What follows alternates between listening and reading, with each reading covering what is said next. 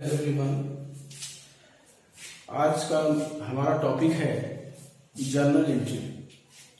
जैसा कि मैंने आपको पहले ही बताया था कि जर्नल एंट्री करने के दो अप्रोच हमारे पास हैं। पहला अप्रोच हमारा है ट्रेडिशनल, जो आज तक हम करते आ रहे हैं, और दूसरा अप्रोच जो है वो मॉडर्न थ्योरी है। तो दोनों के अलग अलग लेक्चर बना करके मैं अपलोड करूंगा वीडियो को। उससे पहले आपको कुछ बताना चाहूंगा कि कुछ बच्चों के कमेंट्स आए। उन बच्चों ने ये कहा कि सर बोर्ड पे बड़ा धुंधला दिखता है।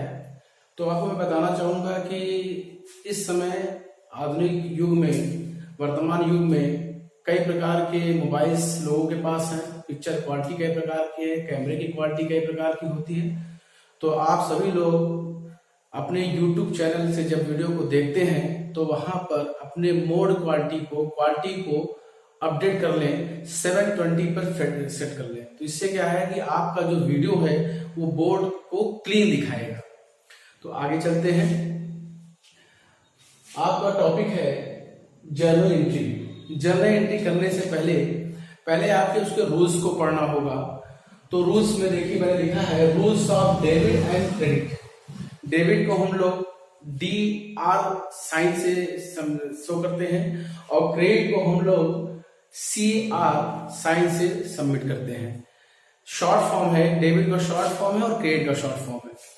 तो जर्नल एंट्री करने से पहले, जर्नल एंट्री बताने से पहले एक बार मैं आपका ध्यान बोर्ड पर केंद्रित करना चाहूंगा। बोर्ड को ध्यान से देखिएगा। जर्नल एंट्री जो होती है वो दो प्रकार की होती है। फर्स्ट होती है सिंपल और सेकंड होती है कंपाउंड। सिंपल जर्नल एंट्री और कंपाउंड एंट्री में यह होता है कि सिंपल एंट्री में एक डेबिट और एक क्रेडिट अमूमन होते हैं, जबकि कंपाउंड एंट्री में का एक से ज्यादा डेबिट हो सकते हैं और एक से ज्यादा क्रेडिट हो सकते हैं।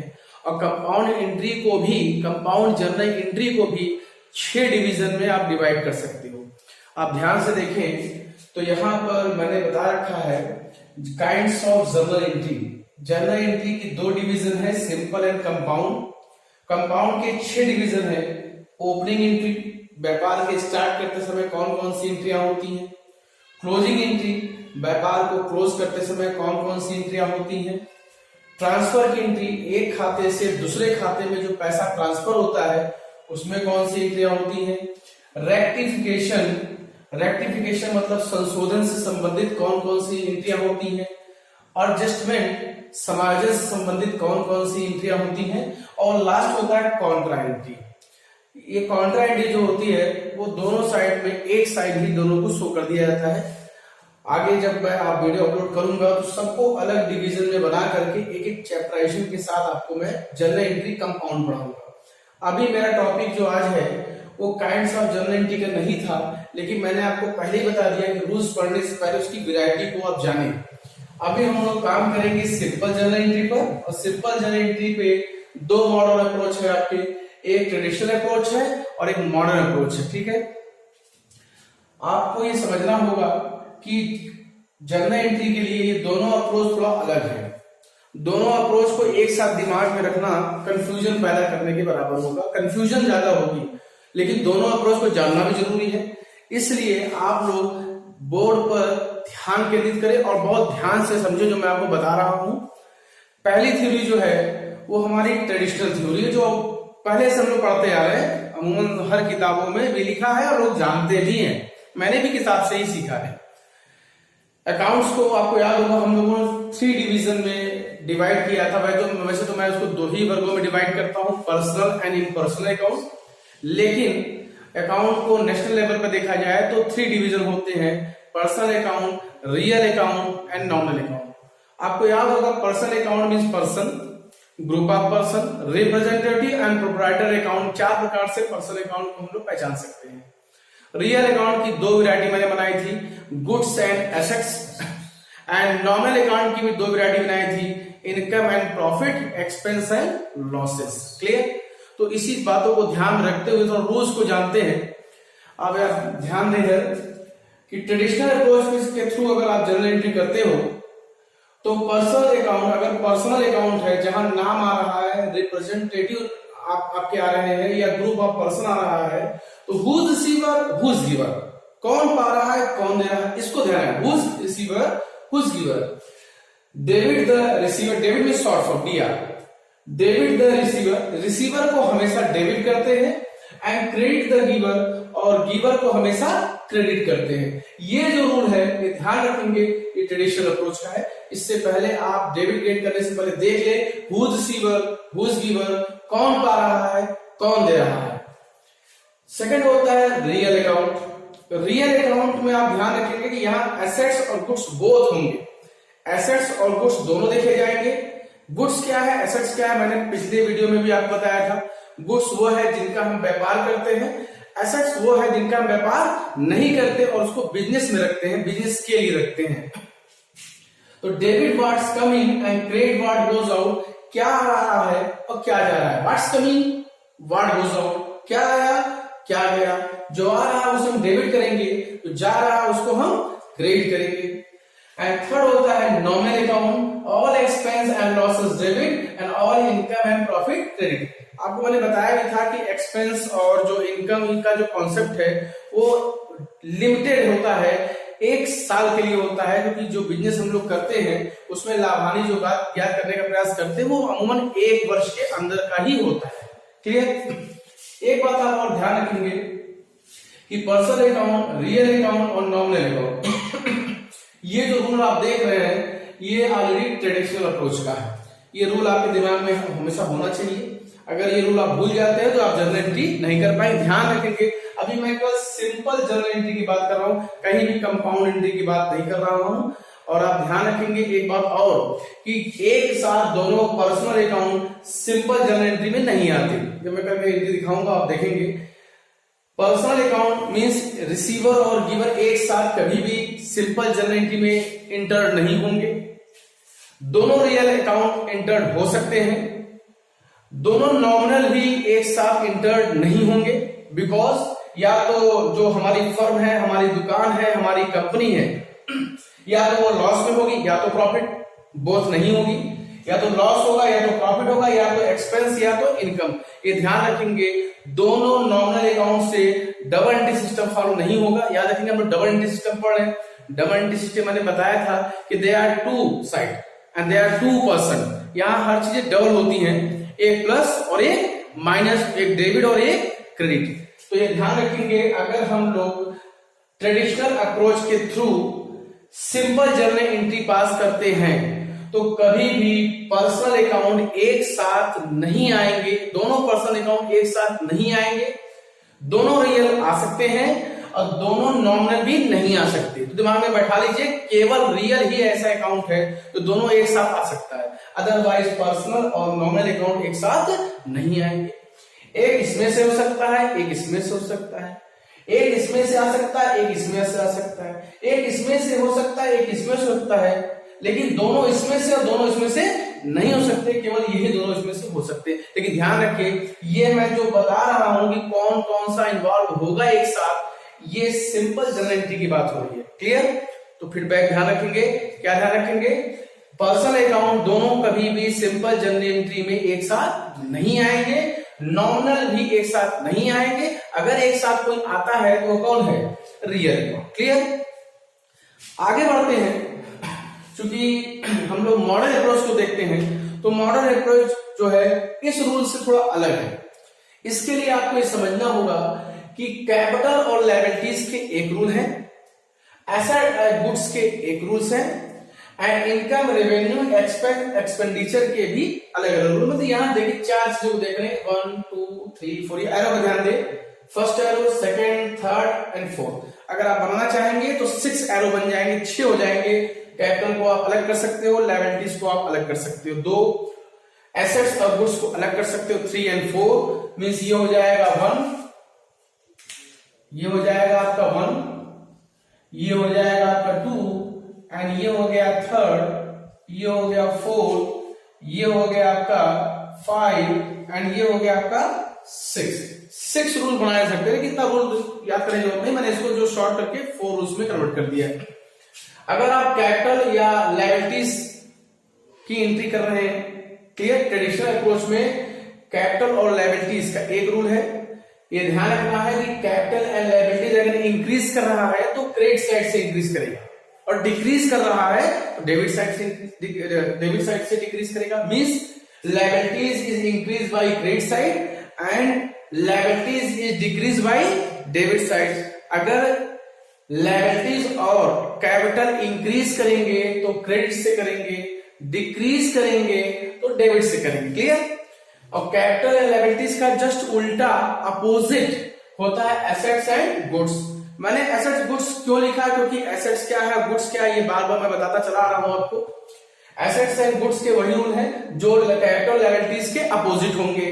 अगर कैपिटल लायबिलिटीज इंक्रीज होने पे क्रेडिट होते हैं तो एसेट्स एंड गुड्स इंक्रीज होने पे डेबिट होंगे। क्लियर? जस्ट अपोजिट, उल्टा होगा ये।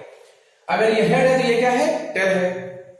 और एसेट्स एंड गुड्स डिक्रीज हो रहे हैं तो वो क्रेडिट होंगे। ध्यान देंगे आप लोग बार बार, इन चीजों को मैंने हाईलाइट कर रखा है।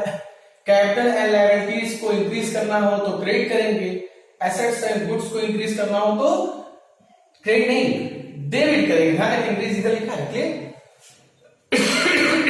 और कैपिटल एंड लायबिलिटीज अगर डिक्रीज हो रहा हो तो डेबिट हो रहा है, और अगर एसेट्स एंड गुड्स डिक्रीज हो रहा है तो क्या हो रहा है? क्रेडिट। ध्यान रखेंगे, increase increase, decrease decrease, credit का अपोजिट डेबिट एंड डेबिट का अपोजिट क्रेडिट। ये रूल आपको ध्यान रखना हो, तभी आप जनरेट कर पाएंगे मॉडल अप्रोच को।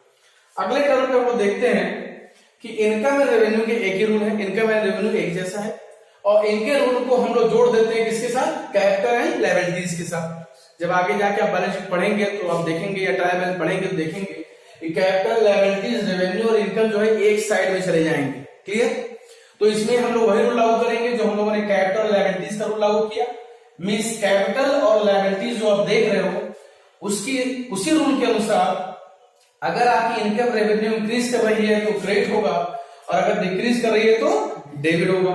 और एक्सपेंस एंड एक्सपेंडिचर में क्या अंतर है? मैंने शुरू बताया था, एक्सपेंस एक साल के लिए होते हैं, एक्सपेंडिचर एक से अधिक साल के लिए होते हैं। तो एक्सपेंस और एक्सपेंडिचर एसेट्स और गुड्स के रूल्स में आ जाएंगे।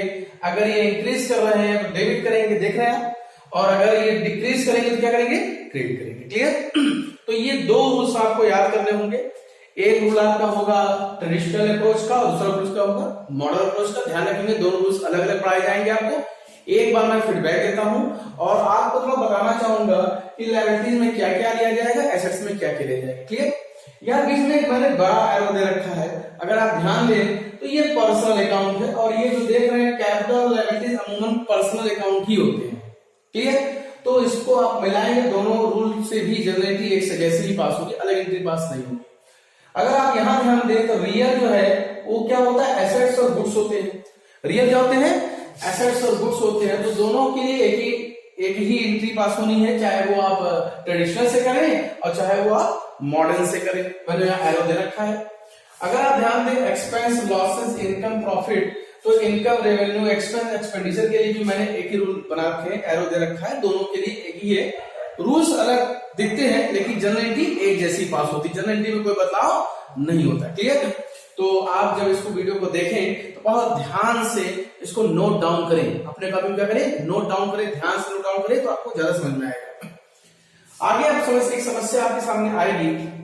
समस्या क्या है इसको समझने के पहले आप जब आप जनरली पास करने लगेंगे तो पर्सन को तो आप आसानी से पहचान सकते हैं। क्लियर? रियल अकाउंट में आप जो है एसेट्स और गुड्स भी देख सकते हो, गुड्स सभी पहचान लेते हैं, मींस किस वस्तुओं का क्रय और विक्रय होगा। प्रॉब्लम कहां होती है? एसेट्स में। और जब पर्सनल अकाउंट पहचान लेंगे तो कहीं आप लायबिलिटीज में जाके प्रॉब्लम क्रिएट होती है, लायबिलिटीज आप नहीं ध्यान दे पाते। क्लियर? आगे ध्यान देंगे आप इसमें देखेंगे तो सेम जैसा होगा। क्लियर? प्रॉब्लम कहां हो रही है? प्रॉब्लम क्रिएट हो रही है, आपकी प्रॉब्लम सबसे बड़ी हो रही है लायबिलिटीज पहचानने में, आपको प्रॉब्लम हो रही है एसेट्स को डिफाइन करने में। क्लियर? ये दो प्रॉब्लम आपके सामने आएंगी, तो मैं क्या करता हूं कि लायबिलिटीज और एसेट्स कुछ जो है आपको ठीक है डायरेक्टली लिखवा देता हूं, बता देता हूं, आप देख लें, समझ लें, उसके बाद हम लोग उस पर एंट्री करेंगे। क्लियर? अब आप देखें, मैं इसको हटा देता हूं।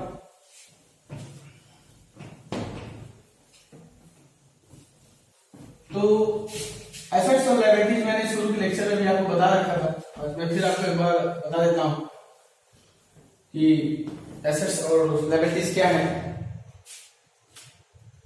तो एसेट्स जो है इनको हम लोग 2 कैटेगरीज में डिवाइड कर लेते हैं, टेंजिबल एंड इनटेंजिबल।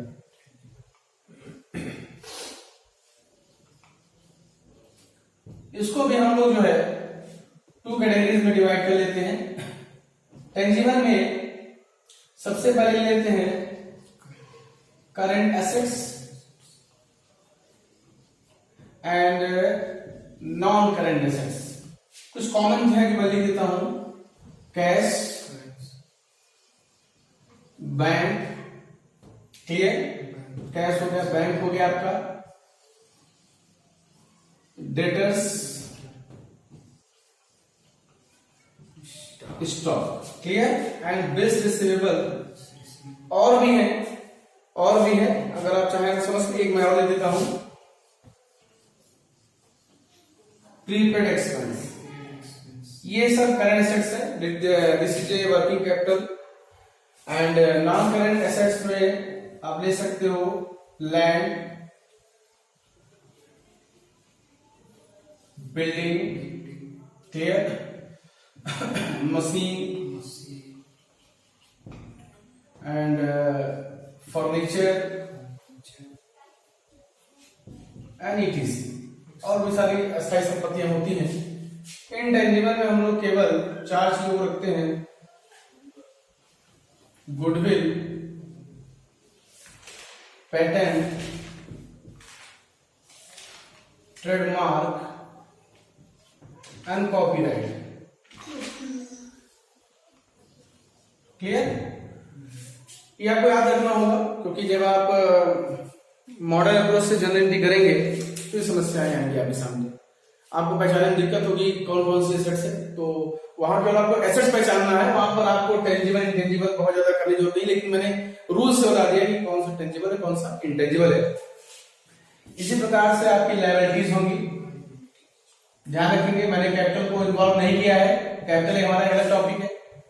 लायबिलिटीज भी बोथ साइड है, एक आपकी करेंट लायबिलिटीज है, C means current, L means liability. ये शॉर्ट टर्म लायबिलिटीज होती हैं, इनका समय 1 साल के अंदर समाप्त हो जाता है।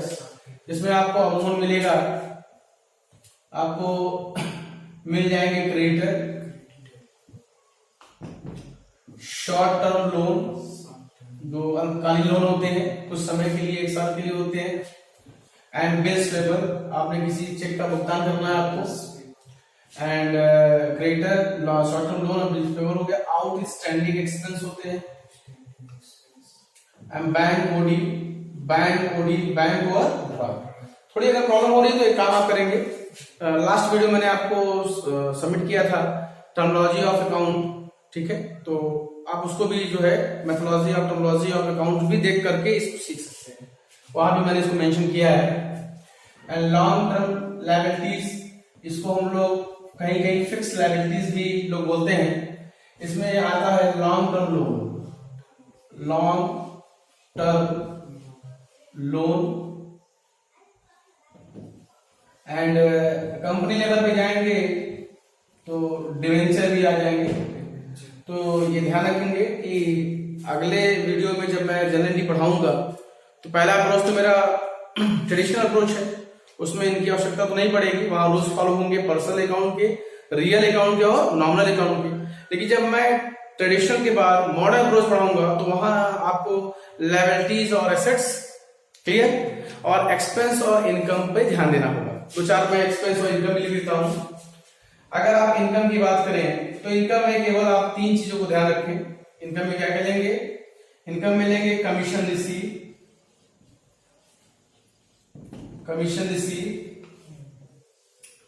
Discount receive and interest receive. ये 3 अमूमन हर जगह मिल जाते हैं। और अगर हम एक्सपेंस की बात करें तो एक्सपेंस तो 2 कैटेगरीज में है, डायरेक्ट और इनडायरेक्ट। और डायरेक्ट क्या है, इनडायरेक्ट क्या है, अगले लेक्चर में बताऊंगा आपको। इसमें आप जो तमाम खर्चे जो होते हैं, इसमें कमीशन पे भी होता है, डिस्काउंट पे होता है, इंटरेस्ट पे होता है, सैलरी होती है, रेंट होता है, इंश्योरेंस होता है, पीटीसी आगे बताएंगे। और आज के वीडियो में बस इतना ही। और अगर आपको वीडियो अच्छा लगा हो तो आप मेरे चैनल को सब्सक्राइब करें, लाइक करें और शेयर करें और बेल आइकन को जरूर क्लिक करें। Thank you.